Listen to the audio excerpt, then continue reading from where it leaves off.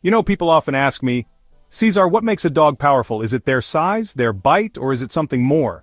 Today we're diving deep into the world of two breeds that embody power, the American Bully and the American Staffordshire Terrier.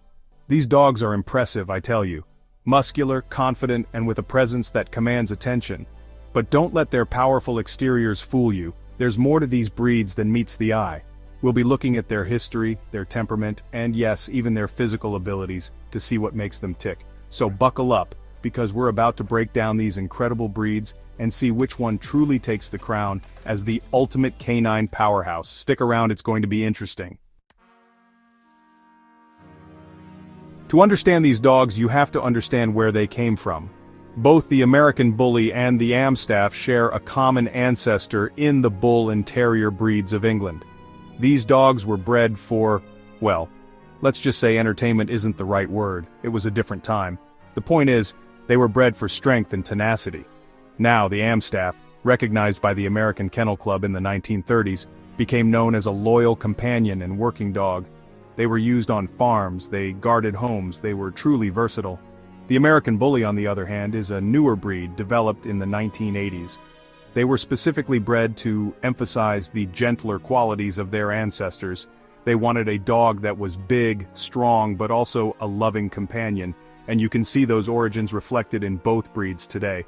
The Amstaff, with its history of work and loyalty, and the American Bully, with its focus on companionship. But don't let that fool you. Both dogs still possess that inherent strength and presence that runs deep in their bloodlines. It's fascinating, isn't it? How a breed's history shapes its behavior. But remember, a dog is more than its past. It's about how it's raised, how it's trained, how it's loved. That's what truly makes a dog who they are. So, while we explore the differences between these breeds, keep in mind that every dog is an individual. Their history is a guide, not a rulebook. Now let's see how these breeds measure up in terms of size and physical presence, shall we? Now let's talk about presence. When these dogs walk into a room, people notice. The American Bully, they're like the heavyweight boxer, broad-chested, thick-boned, with a powerful stance. They come in different sizes, from pocket to standard, but even the smallest bully has a certain heft to them. You can feel their strength just by looking at them.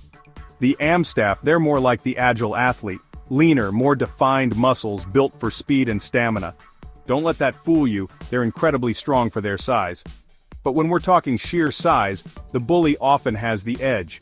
They're typically heavier with a more imposing stature. But remember, size isn't everything. Think of it like this, a big powerful engine is great, but you need the right chassis, the right suspension, to really harness that power. The Amstaff's build is perfectly suited to their energy and athleticism. So, while the Bully might win in a weightlifting competition, the Amstaff would excel in a marathon. It all depends on what kind of power you're looking for. Me, I appreciate a dog that's balanced both physically and mentally. A dog that's strong but also agile, confident but also calm.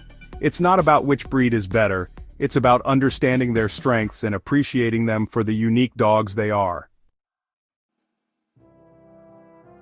Now this is a topic that always gets people talking bite force. I understand the fascination, it's a primal instinct, the power of the jaw. But remember, a dog's bite is a tool, just like any other.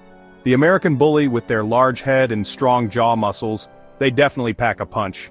But here's the thing, a powerful bite doesn't necessarily mean aggression. The Amstaff, they have a reputation for having a strong bite too, and yes, they were bred for certain tasks that required strength. But just like the Bully, a well-trained Amstaff is not going to use their bite inappropriately. You see, it's all about control. A dog that is balanced, that is calm, that trusts its owner, they don't need to resort to aggression. It's like having a powerful car, you wouldn't just floor it all the time, would you? You need to know when to use that power, and when to cruise. So, while both breeds have the potential for a strong bite, it's crucial to remember that training, socialization, and responsible ownership are what determine a dog's behavior, not just their physical capabilities. Don't judge a dog by its bite force, judge it by its character. That's where true strength lies. Chapter 4. Fast and Furious, Speed and Agility. Now, let's talk about movement. The American Bully, they're powerful, yes, but they're not built for long-distance sprints. They're more like the truck. They can haul, they can pull, but they're not going to win any races. The Amstaff, on the other hand, they're like the sports car. They're quick, they're agile, they love to run and play. They were bred to work, and that means having the stamina and agility to keep going. So, in a race between these two breeds, the Amstaff would likely take the lead. But remember, speed isn't everything.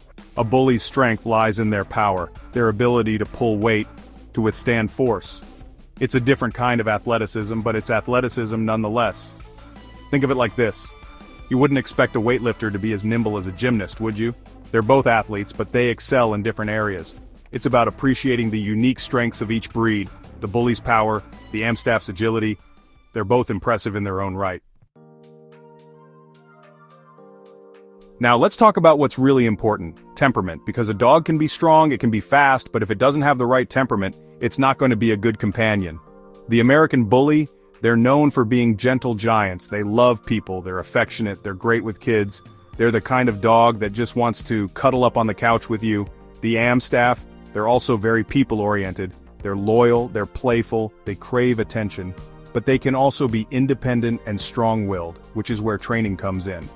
Both breeds need consistent training and socialization from a young age.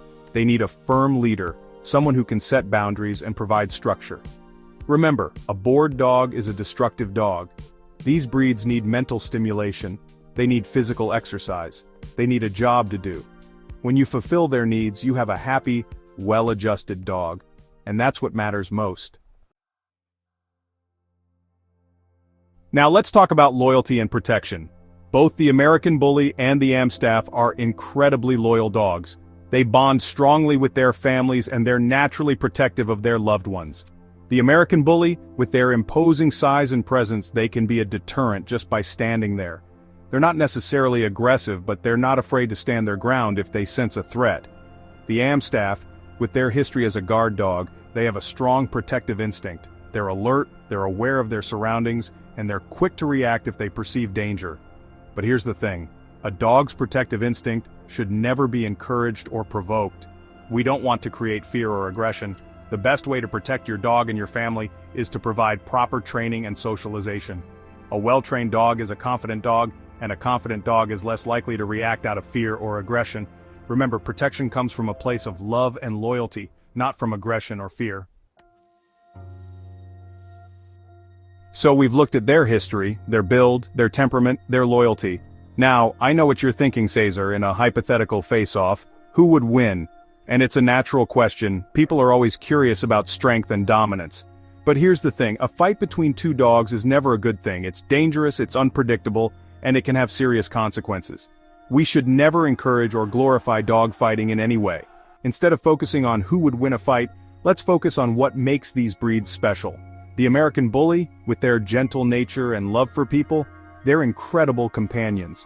The Amstaff, with their loyalty, intelligence, and athleticism, they're amazing partners for active individuals or families. Both breeds have so much to offer, but their true power lies in their bond with humans. When we treat them with respect, when we provide for their needs, when we give them love and guidance, that's when we see their true potential.